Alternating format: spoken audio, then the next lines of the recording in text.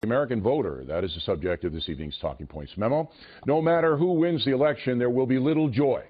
Both Clinton and Trump would enter the White House under dark clouds. They would be the most unpopular president-elects in history. Talking Points believes most Americans simply want the tawdry campaign to end. It's that terrible for the country. It should come as no surprise to anyone that more women are emerging to hammer Trump. Piling on is now an American sport. And like the NFL games, the news media has set up programs where so-called experts sit around for hours offering gross speculation about things they could not possibly know anything about. In America today, all accusations are convictions. Therefore, both Trump and Clinton, who have extremely controversial resumes, will be battered without mercy right up to Election Day. WikiLeaks apparently has thousands of emails left to drop on Clinton. Expect a torrent of personal accusations against Trump. Result, a diminished country. We the people do not deserve this, but there's little we can do about it. Clinton and Trump won the nominations. That's our system. Both have dubious histories, but voters did not seem to care. People ask me all the time, where are the inspirational leaders like the Roosevelts and Ronald Reagan? The answer to that question is that most decent people don't want to be any part, they don't want any part of the internet gutter snipes and a press that celebrates scandal, condoning contrived or even dishonest attacks. Thus, many good leaders simply sit it out. By the way, there are no journalistic standards anymore, as the WikiLeaks hackers have demonstrated. The cold truth is our political system has devolved into a chaotic circus where candidates with the most money usually win. Summing up, with no privacy in the country anymore, with little restraint in the media, with millions of Americans more interested in texting and social media than actually experiencing life, we have now come to a point in history that would give Nero solace. The next president of the United States will either be Hillary Clinton or Donald Trump. As Cronkite once said, that's the way it is. And that's the memo. Now with the top story tonight, reaction with us here in New York City, Newt Gingrich, author of the new novel, Treason. So where am I going wrong here, Mr. Speaker? Sadly, I don't think you are. It's a pretty dark scenario. This is probably the worst presidential election in certainly in the last 100 years. I think it's the worst in history. I was looking at the Jefferson-Adams mudslinging, which was pretty vicious, but not on this level, with the press able to get out in a heartbeat anything the press wants to get. And a good friend of mine, Barry Castleman, who writes a blog in Minnesota, wrote a piece Tuesday about what he called a news media coup d'etat. He said he's seen bias before, but on Friday he watched virtually the entire news media attempt to destroy the candidate of one of the two parties. But they have to report these things, particularly when they're on tape, don't they not?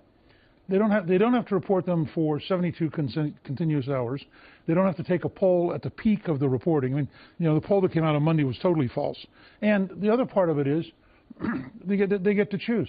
You have WikiLeaks saying things such as the thing that's going to be in your show later on, which is Hillary Clinton gives a secret speech to a Brazilian bank and says, "My dream is open trade and open." Yeah, we're going to get an expedition on this. But you don't. But that actually, if you think about it, is an amazing comment, which doesn't get the same kind of coverage. It's not going to get the coverage because the salacious stuff always will. It always will. You've been through it. Most politicians have been through it to some extent. When you have accusations that are sensational, all right, it always overrides policy. But think about it. I mean, you've been around long enough. Would never have happened to John F. Kennedy. Would never have happened to Lyndon Johnson. Would never happen to FDR. Right. Because there was a convention. Yes, and that's broken down now. And it's totally broken. Right. And that may be the reality we have to live with for 20 or 30 years. It is not going to change, and that's why good people aren't stepping up, because nobody's perfect. Everybody has things in their past that they don't want to be on the front page of the New York Times or whatever. But there's a degree, and I do believe the press has a responsibility to bring the truth to the American people. Do you feel that's happening now? No, is the press bringing the truth? I think journalism, in the sense that you grew up with and I grew up with, has totally collapsed. And I think the New York Times scandal has been the leader in its collapse. Because the New York Times at one time, even if it was left-wing with Castro and with Stalin in the 30s, it was nonetheless a place that had very serious reporting. The stuff they've been doing recently on Trump, some of it is an absurdity. And it gets blown up. And you want to give me an example of an absurdity? Well, an example is a woman who said in the middle of a photo shoot, she thought that she was touched by the photographer's camera, but then decided, no, it must have been Donald Trump. See, I don't even get into that stuff, because if it's filed, if there's something filed and the police are investigating, and then, but anybody can say anything at any time. But the whole weight of the assault on Trump are people who never filed a charge, never made a complaint, but the New York Times has brought them all together, and they take something that, and clearly what he said on tape was stupid and despicable, and I'm glad he apologized for it. But this other stuff now is just a piling on of what else can we manufacture?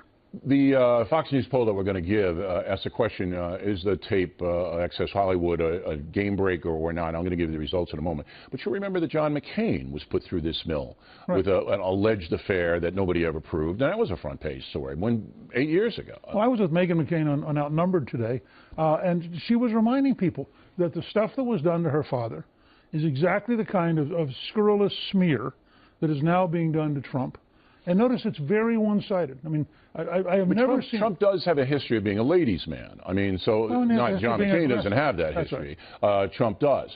But the crux of the matter is the American people getting the truth about both Clinton and Trump. Are they getting the truth? I'm prepared to stipulate that the candidate I like, Donald Trump, has on occasion been crude, if they'd be willing to stipulate that Hillary's both dishonest and corrupt.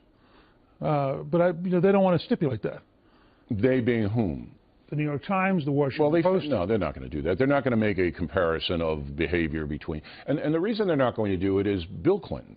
So, his behavior. But I'm not even talking about sex. I'm talking about a woman who says 39 times to the FBI, I can't remember, and then seems to remember everything in a debate. I mean, she's just totally dishonest. Well, okay, but... You may not want to render that judgment. I'm here as a guest. I'm rendering that judgment. All I'm going to say is that when you have an emotional campaign with people, being whipped up into a frenzy for one reason or another, then you lose all clarity. There's no clarity anymore. And my talking points was that both of these candidates now are damaged. They've been damaged by the media or their own actions. You the voter, you can decide that. But they're damaged people. I mean, the inauguration, is that going to be a celebration? Look, no. But also as a historian. Yeah. Okay. One of the chants in the late 18th, 19th century was, Mama, where's my pa? Going to the White House, ha, ha, ha. Yeah. Lincoln, at one point, was called a guerrilla. I mean, the news attacks on Lincoln were pretty good. It wasn't this kind of a national forum where everybody hears all of the terrible details. We're all going to have to grow into a world in which everybody has Facebook Live, everybody has YouTube, everybody has a personal camera. I mean, it's a different world. There's no privacy and there's no dignity anymore, that's for sure. Last question.